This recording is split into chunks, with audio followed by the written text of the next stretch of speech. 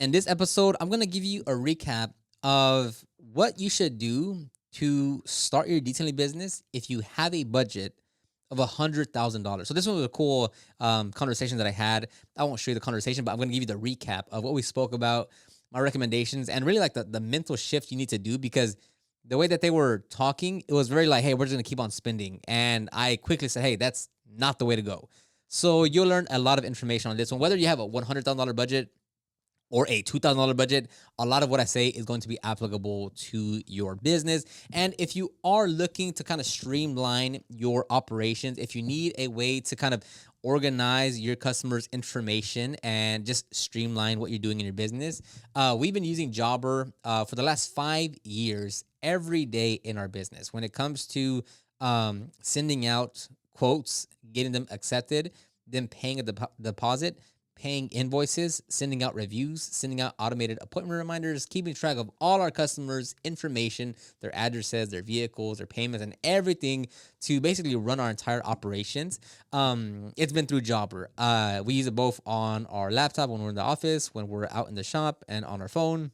We use this to clock in and out. I mean, we do a bunch through Jobber. So if you want to get a free 14-day trial plus a special discount, click the link down below and give it a try. Again, there's a reason why I've been using them for the last 5 years, and that's because it works. So let's get started with this episode. All right, so we're back for another episode. It's going to follow the same theme from the last podcast episode, which I highly recommend you listen to. In terms of, this is from a conversation that I had with a couple that they were looking to start and grow their business. So in this one, we're in the last episode, and if you haven't listened to it, go back to listen to it. We spoke about kind of allocating your funds to where it matters. And this one is going to be different where anyway, let's just get into it. So this couple here wants to leave their job in a few months. I think the timeline was 6 months. And with that timeline, they already have, I believe they're going to pull out something, the 401k or something, and they're going to have around $100,000. Now, the way they were talking is they were saying like, we have $100,000 to work with, right? Now, granted, that's very good. That's a good starting point. The only issue is that the way they were positioning and like the way they were talking to me about it was kind of like, this is working capital. Like, hey, we have 100,000 saved up to work. Now, again, if this was separate, like, and this is for any budget, but if you have a separate account or separate fund that can be strictly used for business, that's good, right? Where if everything goes to zero, you're fine, right? So this isn't like this is the funds that I have to pay for my lifestyle, my bills, my kids, my mortgage, and my business, right? In this situation, this was we're gonna live off of this 100,000 as we get the business up and running. So the way they were talking the entire time, it was always like, oh yeah, I can buy that. Oh yeah, I'll be able to buy that. Oh, once I leave, I'll be able to buy that. Yeah, I'll buy that. And the problem with that is that, again, if they also had another source of income on top of that, they had $100,000 to spend. Not that you should, but you can at least be a bit more flexible and free to spend money because, again, you're not relying on this 100,000. Whereas very quickly, I was like, okay, if this is your only funds that you have to pay your bills, your mortgage, your kids, and keep your family running, you can't have this mindset of just keep on spending and spending. So, they wanted to go and get a shop, and they wanted to open a retail space, and they wanted to get into vinyl wrap and PPF, and they wanted to go get trained, and they wanted to get a van. And again, they're kind of banking off this, like, we have $100,000 to work with. And I very, again, it's great, but your time clock in terms of when, like, if you can survive starts as the day that you quit your job, because now you have to offset as quickly as you can the $100,000 that you're working with. Again, you can use any number, whether it's 10,000, 40,000, 5,000. You can use any number here. You have to offset your savings, because I'm not gonna call it working capital, because again, like, if they run out of this, they're back in a pinch. Like, they have to go get another job. So this is not working capital. This is the money that you're using to get by, and so your business gets up and running. So there is a very hard time clock to this. You have to offset your savings to when you start producing revenue, right? You have to cut that timeline as short as you can, because you don't want to keep on relying off the $100,000 to get you by, because you don't know how long that'll take. And again, like, if you want to think big picture, How quickly do you deplete that 100,000 if one of your cars gets into an accident, if one of your kids get really sick, if just something happens, like how quickly does that 100,000 run out? So because the way they were talking, they're like, oh, and how much is it for a plotter? Oh, 8,000. Oh, I can get that. Yeah, I want to go get trained, and it'll be around like $8,000 in total between these various trainings over over the next year. And I was like, whoa, whoa, like let's pump the brakes a little bit because I feel like you're heavily reliant on this 100,000 as if it's just gonna get you by for as long as you can. And I very quickly told him like, look, I like your ideas, I like where you're going. Let's focus on one primary thing right now and get that going immediately. Because now you're gonna start spreading yourself out too thin. You have to learn PPF. You're thinking about the retail. You're talking to vendors.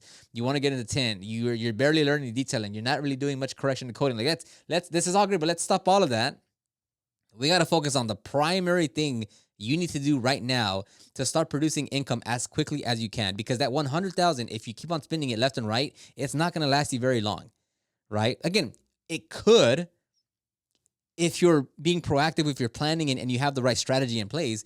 But once you're just dishing out money here and there because you feel like you have this bank account to pull from, you just start spending money like crazy, and it dries up a lot faster than you think. And again, the number one thing here is we have to offset that savings that we have versus producing revenue in our business, because the faster we get to producing revenue and you get to, I forgot what he said, but I think maybe like $5,000 a month, to where like it's all good. Like at 5,000 a month, like, okay, we're paying our bills. We're not dipping into our savings there. Like we're all good to go. It's like you have to get your primary goal with whatever services, whatever you're doing, is you by yourself need to get from zero to $5,000 a month as quickly as you can. You trying to do the shop and retail space and get the PPF and random wrap and tinting, and you're going to go get trained for correction and coatings. That's too much going on.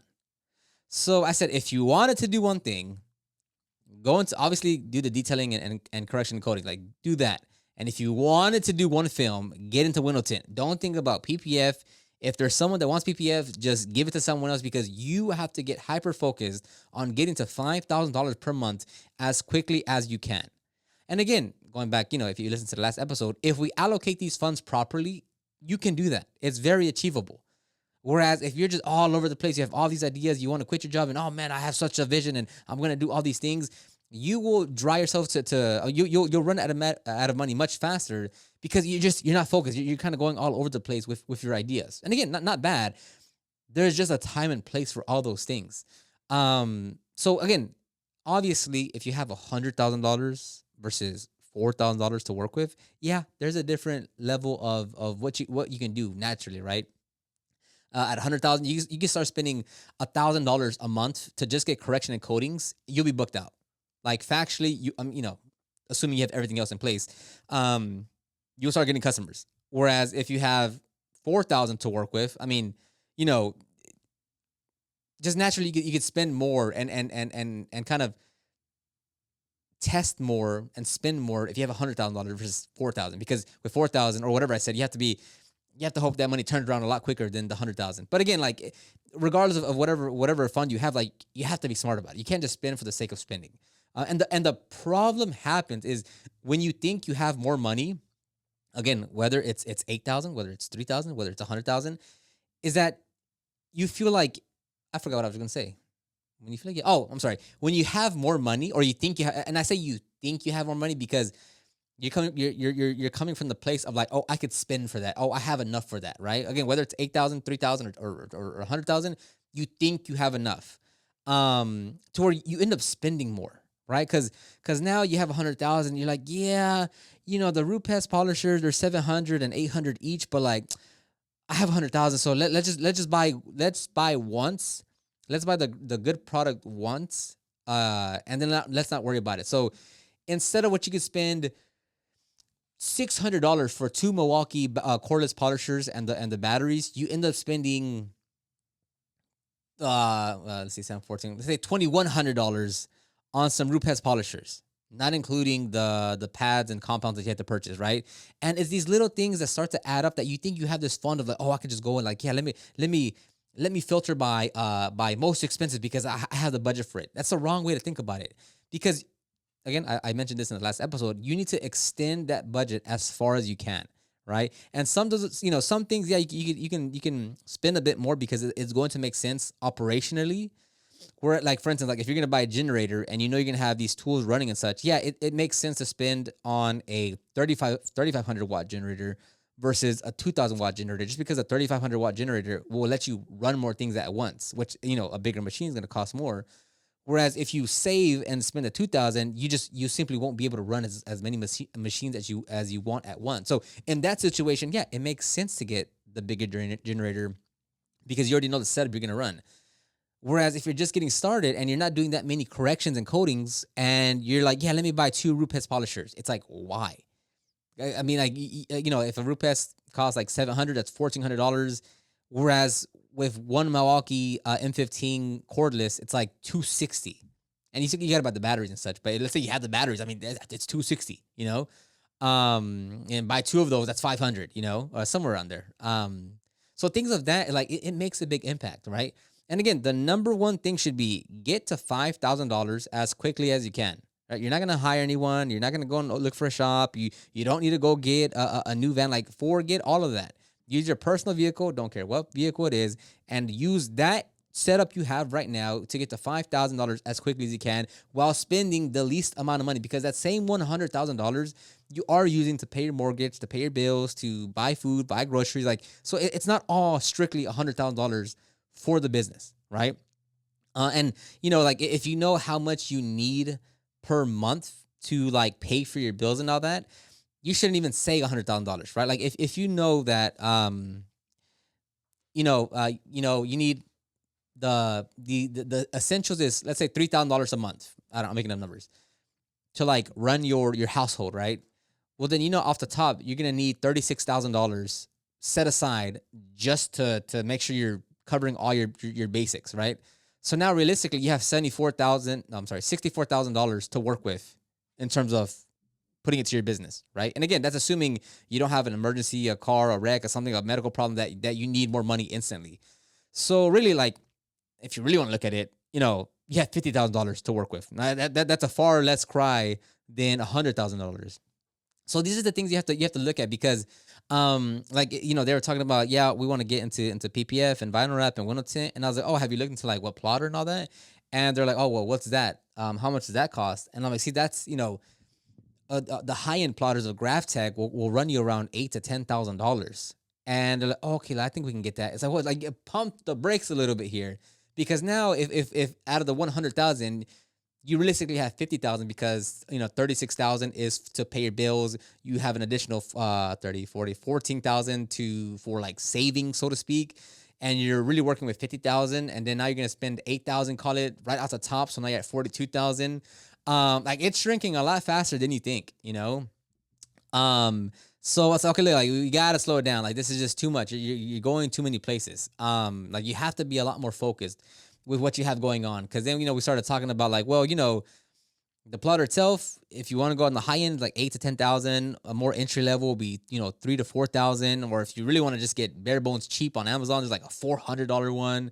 And then we got into like, well, are you gonna do window, like which of the films you want to do? Like, I want to do all of them. I was like, well, if you're gonna do PPF, a role, if you want to practice on your own, aside from paying for training, the PPF roll is gonna cost you, depending where you get it from, $1,200 to $1,500, and you're gonna use all of that up just to train for yourself. So that, I mean, off the top, just erase $1,500. So now with the plotter itself, let's say in the middle, $6,000 plus the roll of film, you're at 7,200 plus the software to run the machine and get the kits out. You're looking at what, $200 to $400. And if you're getting the GraphTech, you have to go with Core, because those are both top of the top line. So now you're paying roughly $475 a month for the software alone, let alone all the marketing you have to do to get those customers. And you can see how it gets a lot more. You're not complicated, but if our main goal is to say, okay, we have to offset what we have saved versus the income that the business produces, we have to cut out as many things that we can, focus on one or two main things, and let's get to $5,000 per month. Like, as if in 2 months we can get there, fantastic, because we need to prolong that $100,000 that we have saved up. And by the way, like at the end of it, I recommended them not to sign up, because like for our services, because like right now that's not the focus. Like you have too much going on. Maybe in a few months, once you start, getting things going, like you're in a better situation. But I was like, no, like right now you're all over the place right now. You have to be a lot more disciplined and focused on what you're doing. So let's look at what else did I have. So let's see here. Yeah, so one of the things some of the things I recommended is to only go with one film service, because the learning curve is so high. Where he was saying, yeah, I like vinyl wrap and I like cars. So you know um and my friend has what's it called, a powder coating service. So we might partner up. And I was like, see, that in itself is already a whole other can of worms of like partnering up with someone. So I was like, look, like of all those, you need to focus on just one film service. And if you've been listening to my podcast or my content, I'm gonna recommend Windows 10. Windows 10 is that happy medium between all three, and it just if and I was like, look, you're kind of stuck on like you want to do all these things because you want to create the most opportunity. Realistically, if you would be able to just capitalize on Windows 10 and absolutely maximize the results you can produce in terms of revenue, you wouldn't even care about PPF and vinyl wrap, because Windows 10 is running for you so well that you're good to go like that. You would just want to continue to grow that department, so to speak. So it's like, yeah, if you can get to $14,000 a month just doing Windows 10, you wouldn't worry about PPF at this moment, because you'd be so focused on saying, hey, how do I keep on doing Windows 10 and being the best Windows 10 and getting more Windows 10 jobs. So I was like, look, it's fantastic. Like in the future, you can get there. Focus on one thing, because again, like the main thesis was like they're so stuck on like, oh, well, we have 100,000 to work with. It's like, well, you got to get away from that, because it draws a false fallacy. Is that correct? To where you think you're good, you think it's gonna last like for a lot longer than what it actually will. So I'll cut all that out. Like if you are gonna get into one, do Windows 10, right? Do your detailing, do the correction coatings. But if you are gonna get into one film, get into Windows 10. Um, and on top of that, I said, yeah, like don't.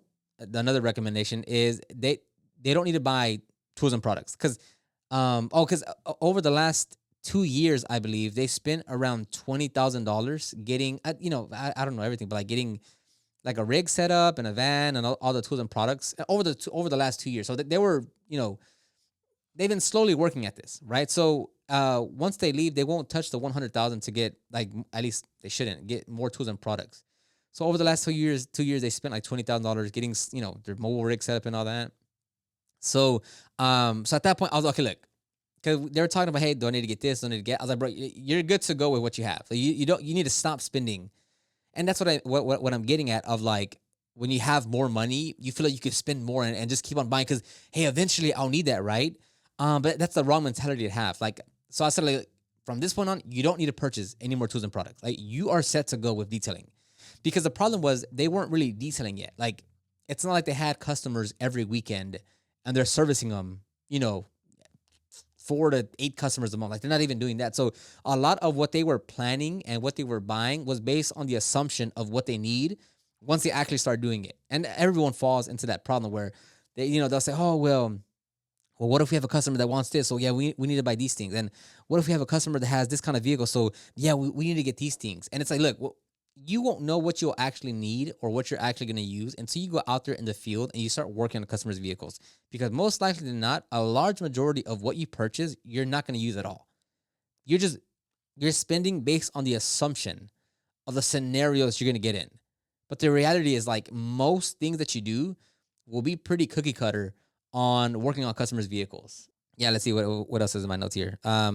Yeah, and another thing too is because they were so focused on getting into like film and such like that. I was like, yeah, like, my recommendation is the quicker you can get to just doing the higher ticket items, the better. And what I mean by that is focusing on the correction, the coatings, and the window tint. Right? Yes, like you can think about PPF and vinyl wrap in the future, but if 80% of your services can be correction, coatings, and window tint, you're gonna do fantastic. Like, if your schedule is mostly booked out with that, you're gonna do great. If you spend too much time trying to get all these smaller services in, like interior cleanings, headlight restorations, and I told him, like, you still want to take all of that on. Like, book everything in, because again, you need to get to $5,000 a month as quickly as you can. But if you can be more diligent and proactive with how you're scheduling and what you're scheduling and who you're scheduling with, and you can focus more on those corrections, those coatings, the window tint, you will naturally make more money because of the perceived value of that service.